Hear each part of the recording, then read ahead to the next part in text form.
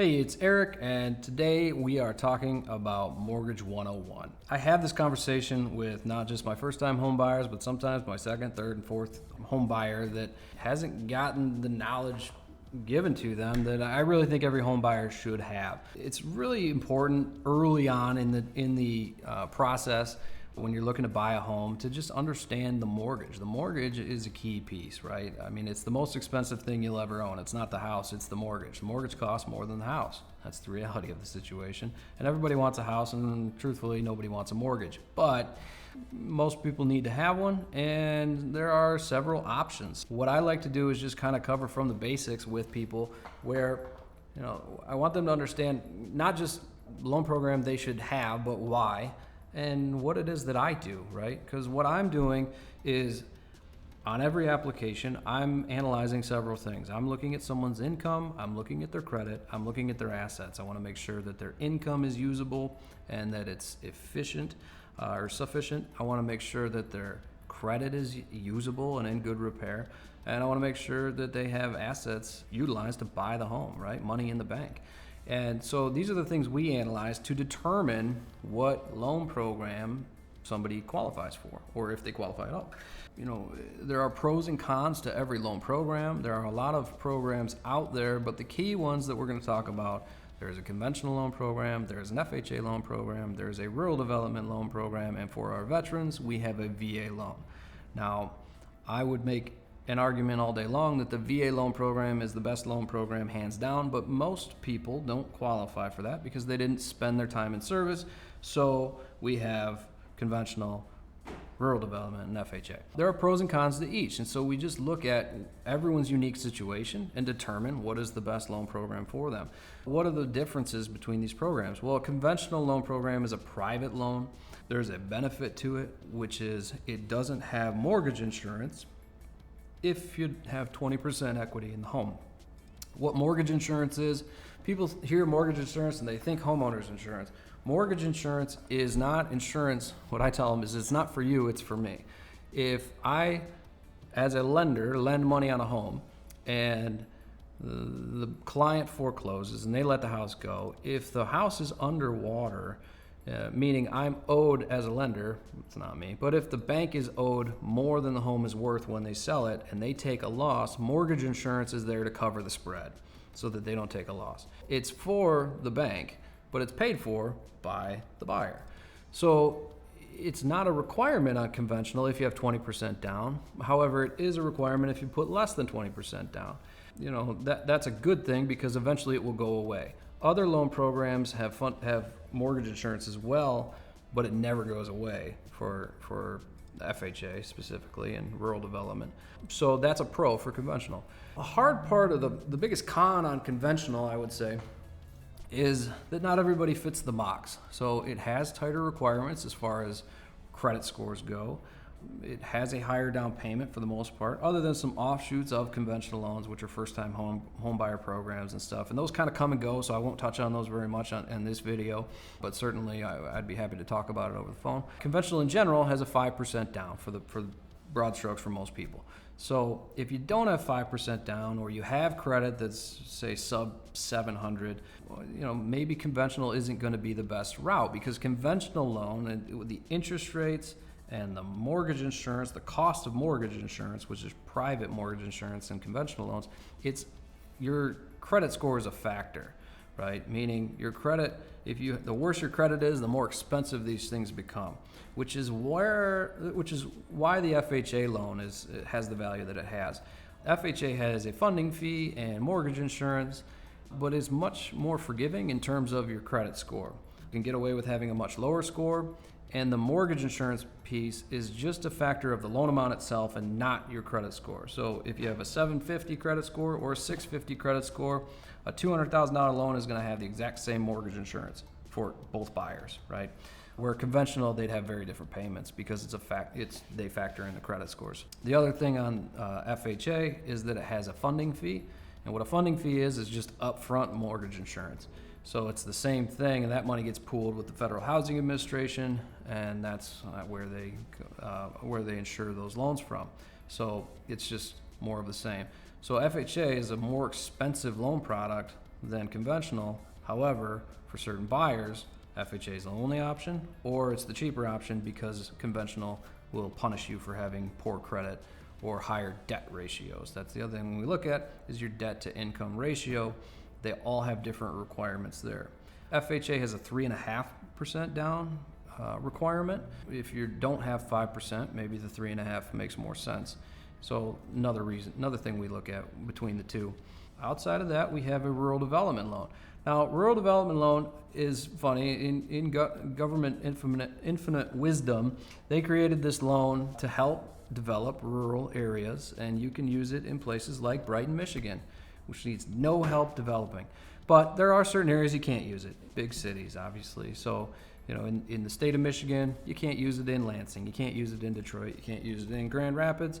But most of the state is eligible for a rural development loan. There are, again, pros and cons. It's a cheaper funding fee and cheaper mortgage insurance than FHA, and it is a zero down loan. So you are not required to put a down payment on the house itself.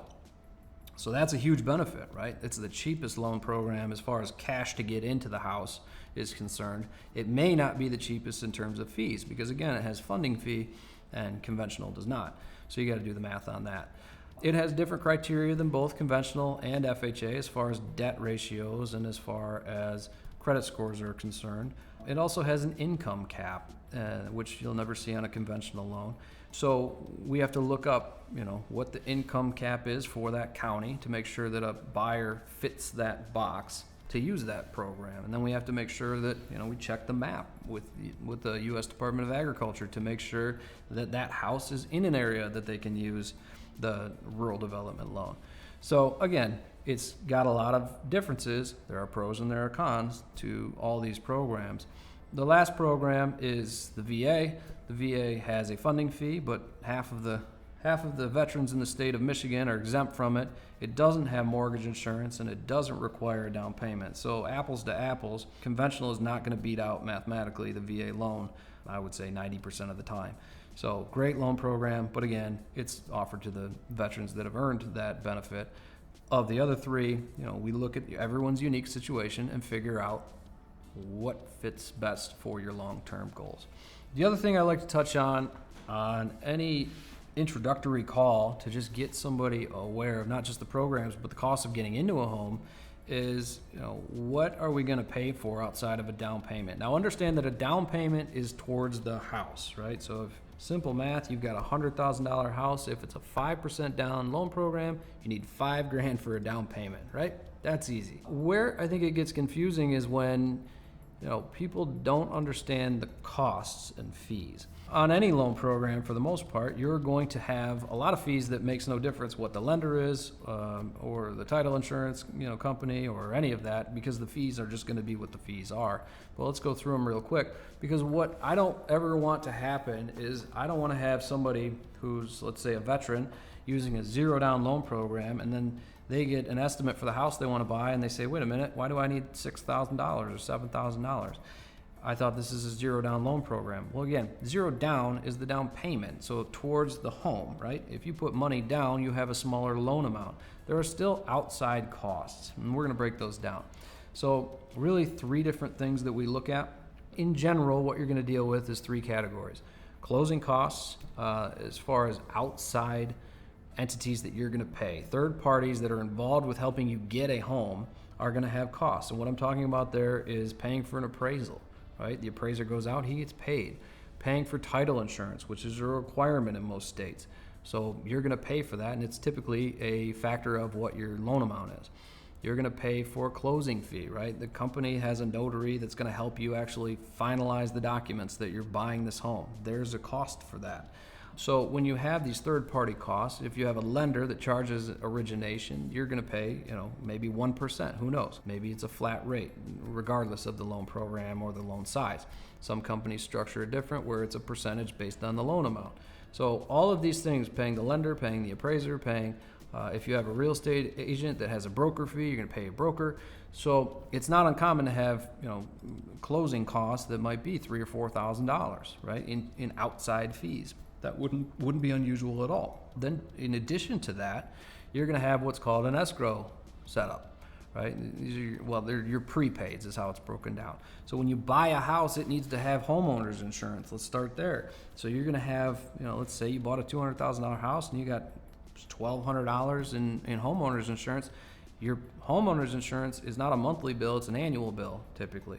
So you're going to pay upfront for the year $1,200 in that case, right? In theory, when you make your payment over the course of a year, you're putting money into an escrow account because your payment is the loan itself, the principal and interest, and then 1/12 of your taxes and 1/12 of your insurance. And if you have mortgage insurance, that's on top of that. What happens when you make your payment is they apply what's going towards the loan to the loan, principal and interest. Then they take the escrow section, the taxes and insurance, and put it into an escrow account, which is essentially a savings account that's held by your mortgage company on your behalf. So you're putting money in the savings account so that at the end of 12 months, you can pay your taxes and insurance, which is awesome, right? The problem that you run into is if you buy a house today, let's say, and in 3 months there's a winter tax bill due, you will not have made 12 payments on the house you just bought. So what you need to do is put at closing enough money in your escrow account to pay your tax bill when it's due, right? And so you're going to make 2 payments. So the other 10 months worth of payments need to be put in at closing. So depending on the taxes of the house you're buying, the time of year you're buying it, that could go from who knows what your taxes are, right? Anywhere from $2,000 to $10,000. I don't know. But my point is, these things are changed, from house to house, from county to county, and those shouldn't make a difference what lender you're working with as far as what your taxes and insurance and your escrow calculation should be. But it's a fundamental thing you need to understand, because when you're going zero down and you need $1,200 for taxes and $2,000 in your escrow account and $3,000 towards your closing costs, and if you're in an area that has this third section I'm about to talk about, it could go even higher. Depending on how your taxes are paid, you may or may not need to pay tax prorations. What tax prorations are is if I sell you my house, in the area that I live, we pay taxes in advance, meaning in July when I paid my summer tax bill, it's through next July. And in December when I paid my winter tax bill, it's through next December. If you bought my house from me today, you've got 4 months of my winter bill that I've covered the home in, and 11 months of the summer bill that I've covered your home in. It's now your house. I want my money back, right? So that's called tax prorations. In the area that I'm in, and most of the Metro Detroit area, that's how we pay. You go to the other side of the state, they do it differently, and it actually benefits the home buyer because they pay in arrears, and it can go the other way. So it actually brings your cost down when you buy, raises your cost up when you sell. So again, zero down doesn't mean zero out of pocket. 5% down doesn't mean 5% is all you need. And these are just fundamental things that I want to make sure that everybody is aware of up front, because again, if it's easy to think in the simpler terms, and I'm doing a zero down loan, I don't need any money, and then you get under contract and you get caught off guard because no one prepped you with this conversation. So I think this is an important conversation to have. I don't think it's incredibly fascinating and fun, but again, it's important for you to understand. It's important for you to know so that you're not going to be house poor when you get in the house because you had to unload all your savings. That's not what we want to do. So when it comes to working with a advisor who's going to look at all these loan programs to make sure that we're using the right program at the right time and not putting you in the wrong program where you're going to pay a bunch of fees and then not recoup them in the amount of time that you're going to live in that home or whatever the case may be. We just want to best prep you, to be setting yourself and your family up for success. So if you have any questions, obviously you know where to reach me. Feel free to reach out.